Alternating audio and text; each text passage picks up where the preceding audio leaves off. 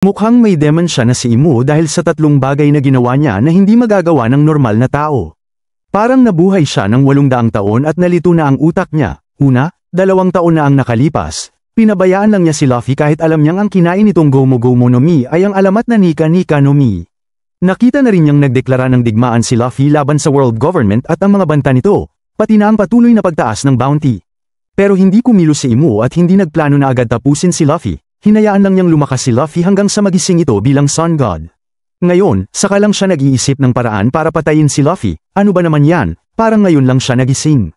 Pangalawa, hawak niya ang sinaunang sandata pero hindi niya ginamit laban sa mga Yonko at Revolutionary Army, pinili lang niyang subukan ito sa isang bansang walang banta.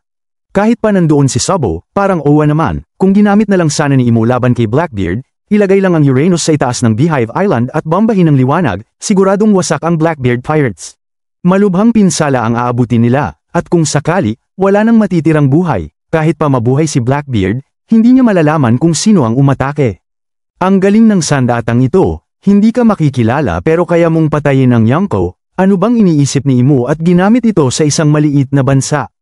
Parang may sira sa ulo. Pangatlo, palaging pinapahirapan ang sarili niyang tauhan para magpakitang gilas, kabaligtaran ng bida, si Luffy ay may kakayahang magkaisa ng mga tao sa dagat. Pero si Imu, madalas niyang parusahan ng mga tauhan na hindi sumusunod o pumalpak sa misyon, ang kaparusahan ay kamatayan.